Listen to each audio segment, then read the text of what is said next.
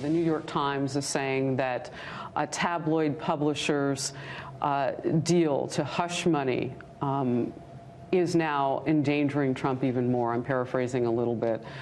You know, as you look at this, what do you want the nation to know about your former attorney being sentenced yesterday? I don't think, and I have to go check, I don't think they even paid any money to that tabloid, okay? I don't think we made a payment to that tabloid. I was asking the question, I don't think we made a payment. And then you have the other situation, and every lawyer, look, Trump didn't violate campaign finance laws, and neither did the president. Trump ex-aid. So they're saying that... Wait, I interviewed him on my program the other day. Okay. That's Han von Spakovsky. Yes, Here's another one. Michael Cohen pled guilty to something that's not even a crime. Wait a minute. These are campaign. Nobody, except for me, would be looked at like this. Nobody. What about Congress, where they have a slush fund, and millions of dollars is paid out each year? They have a slush fund. Millions. They don't talk about campaign finance anything. Have you ever heard of campaign finance list? Have they listed that on their campaign finance sheets? No. Everyone I've covered that story. I'm waiting for them to dig into the slush fund. Number one, they say it's not a campaign finance violation. Number two, or it's not even under campaign finance. Number two, if it was, it's not even a violation. Number three, it's a civil matter. You know, President Obama had a really big one from 10 times more money, much more money. And you know what? He paid a fine. I'm the only one that this happens to. So Robert Ray, former special counsel for Whitewater, was telling me on the program yesterday what you're saying, that if this happened, he said, you know, he couldn't see grounds for impeachment over that. He couldn't see grounds for indictment over that. That's his opinion, but it's an informed opinion that I've seen, that there's not settled law on that anyway. These are the people that ran the FEC, Federal Elections Commission. These are people writing stories that Trump did nothing wrong. I did nothing wrong. So, Mr. President, let's get into, if we can, Michael Cohen. He was your attorney. 3 years he was sentenced yesterday, and it may seem like he got a break because it could have been twice as much, but it's still 3 years in federal prison, $500,000 in restitution. This was someone who surreptitiously recorded you. Terrible. Is now known as a criminal liar. Yet this was someone who was in your inner circle. Yeah. Well, it happens. I mean, look, it happens. I hire usually good people, but it just happens. Why did you hire Michael Cohen? He was known as a fixer. I'll tell you what, first of all. That was his title, a very low-level work. Why did you need him? He did more public relations than he did law, but he did stuff. You'd see him on television. He was okay on television. But years ago, many years, like 12, 13 years ago, he did me a favor. He was on a committee, and he was so responsive and so good. And I said, he's a nice guy. I shouldn't wait a minute. That was the favor? Years ago. Because people have been asking, well, what is the favor that he did the president? He was on a committee with you. He was on a committee. It was a condominium committee many years ago. And he was a very big supporter of mine on that committee. I did a great job. Trump World Tower. It's a very tall building right opposite the United Nations. And when you build a building, people always get together at the end and they make a settlement with the owner. They say the ceiling wasn't painted the right color or something, you know, stuff. Sometimes serious stuff, but in my case, it was a great building.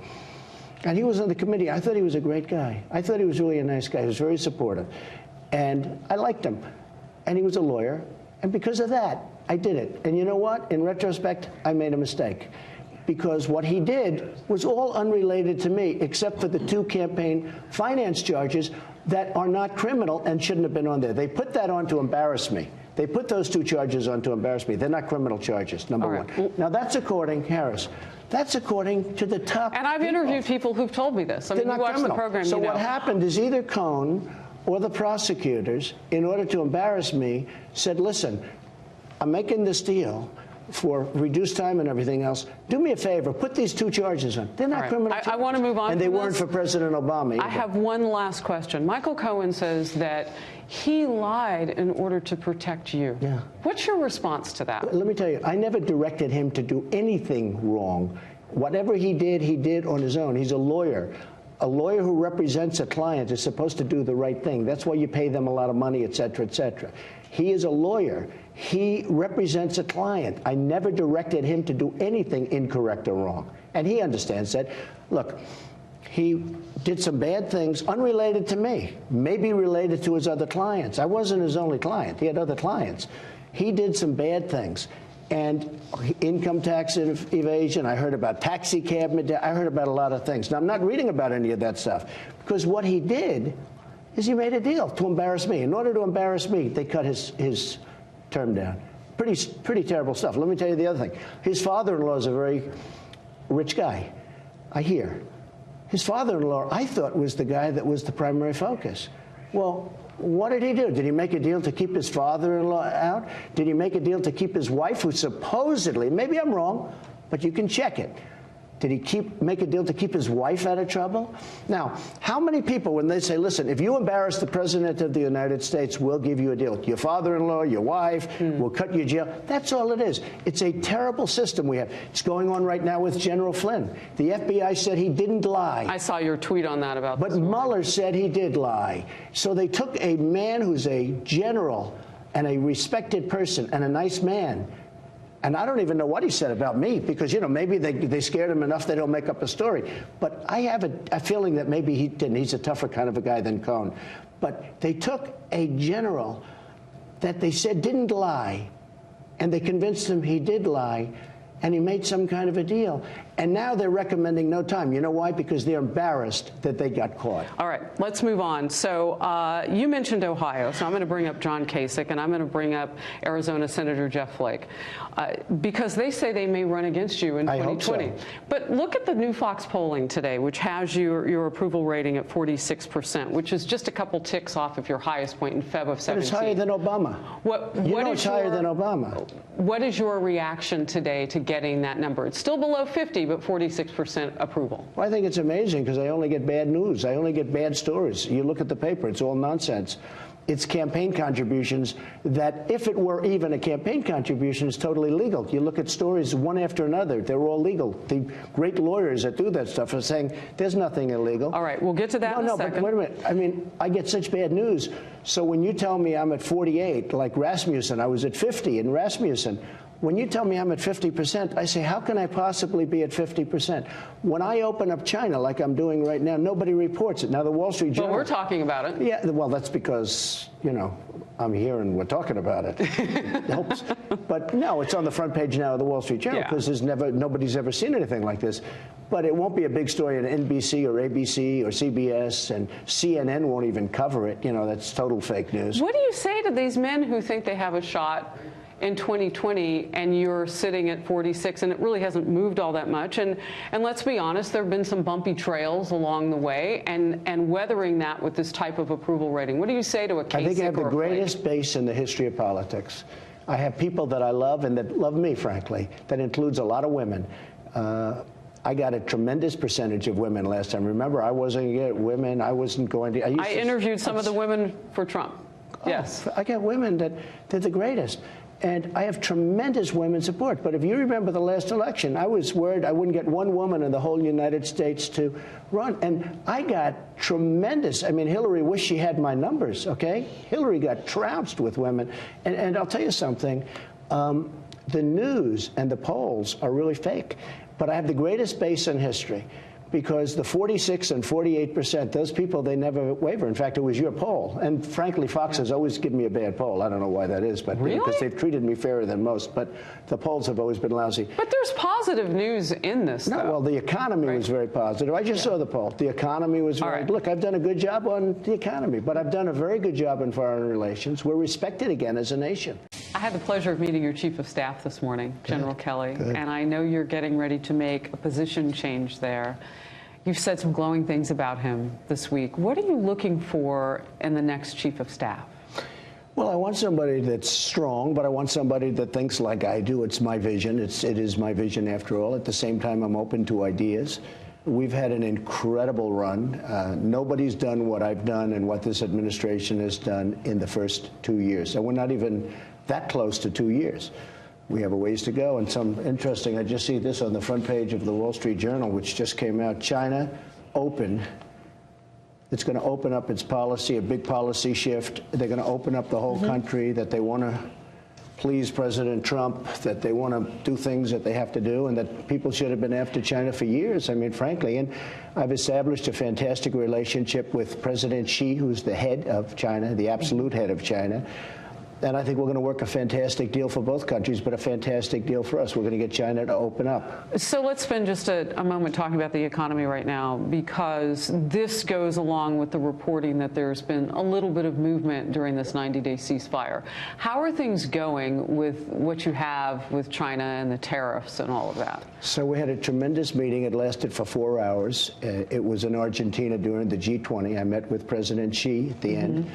And we had a fantastic meeting. It was just a great meeting. What makes it fantastic? I mean, what is that conversation like? But what really makes it fantastic is that we have placed tremendous tariffs on China. That when China sends things into America now, they're paying 25% interest on everything they send in. And we've only gone to a certain tranche, $250 billion. It's 25 on the first 50 billion, and then it's 10 on the rest, but it goes to 25 on January 1st. But I released them of that temporarily until the end of the 90 days to see whether or not we could make a deal. But just one thing. After that, I have another additional $267 billion worth of taxes, essentially, to put on China. And they don't want that. That would be devastating for China. And they have now agreed to go and buy soybeans, tremendous amounts of soybeans. You see that already happening. So that helps take the pressure off the American economy a little bit? Well, I don't think there is any pressure. Everyone's doing so well. I mean, there's not a lot of pressure. If you look at unemployment numbers, they're the best in 50 years. If you look at African-American unemployment, yes, Hispanic unemployment, Asian unemployment. Lots of bright spots. Best numbers ever. Best numbers ever. So the Dow Jones, though, and the S&P, the markets, it's been said, well, if you take credit for when they're soaring, you have to take credit for fixing them when they're not. So we're at a point where we've lost the gains on the Dow for 2018, but in your presidency, we're up nearly 25%. Yeah, 32% even. So do you feel, or what is your strategy, if you will, for bringing it back at this point? Well, I have a very simple strategy. We were up almost 40%. And we've lost a little of that because of trade. I mean, I'm doing great trade deals. And you're willing to do that. That's different. Yeah, well, I'd rather do it when we're up 40%, and now let's take a little bit off the table and fix it, because we cannot continue to lose $500 billion a year to China. And I had a fantastic meeting with President Xi. This was a 4-hour meeting where everything was agreed on. Now, if we get it down on paper, that'll be another story, but I think we will. We have great strength. Nobody's ever done what I've done. So I went in, Harris, and I said, look, we're going to tax all of your product. And by the way, if you saw the study that just came out, America is paying for 4%, and China is paying for 21%. Is their economy in trouble? It's not even affecting us. You look at inflation, it's very low. Hopefully the Fed won't be raising interest rates anymore, because if you compare us to, as an example, President Obama, he had 0 interest rates. Anybody can make money with 0 interest rates. I'm almost at a normalized interest rate. And yet our economy is soaring. Our jobs are soaring. Our businesses are doing tremendously. Apple just announced they're going to be investing billions of dollars in this country. That just happened. So two quick follows. Is China's economy in trouble? And have you kind of gotten in, the timing is interesting, like it's been auspicious. You've kind of gotten in there when China's would capitulate. No, look, I have great respect for President Xi. He's not a capitulator. But I will tell you this. China's economy, if it's in trouble, it's only in trouble because of me. That's the only reason it's in trouble, because I've placed billions and billions. We've taken in $11 billion worth of taxes that I taxed China. $11 billion. We never made any money with China. We lost money with China. In the last 4 months, we've taken in almost $11 billion of taxes. Nobody's ever heard of that. Nobody knows that. Right. People don't report on that. They only report on nonsense. I love this, because I hadn't planned to ask this, but you're calling out companies and whatnot, and the nation got to see you as GM said, you know what, we're going to wipe away 15% of the workforce right before Christmas. And you said, I want to talk. Yeah, I called her. I don't like what she did. I think it was nasty. It doesn't really matter, because Ohio is under my leadership. From a national standpoint, Ohio's going to replace those jobs like in 2 minutes. But I don't like that General Motors does that. And they're going down to Mexico to make cars. Now, the New Deal, the USMCA that I made, really makes it very uncomfortable for people to go out of the country. and it will be very uncomfortable for them. I think she's making a big mistake. They've changed the whole model of General Motors. They're going to all electric. All electric's not going to work. I don't run a car company, but all electric is not going to work. It's wonderful to have it as a percentage of your cars, but going into this model that she's doing, I think, is a mistake. But to tell me a couple of weeks before Christmas that she's going to close in Ohio and Michigan, not acceptable to me. And she's either going to open fast or somebody else is going to go in, but General Motors is not going to be treated well. All right.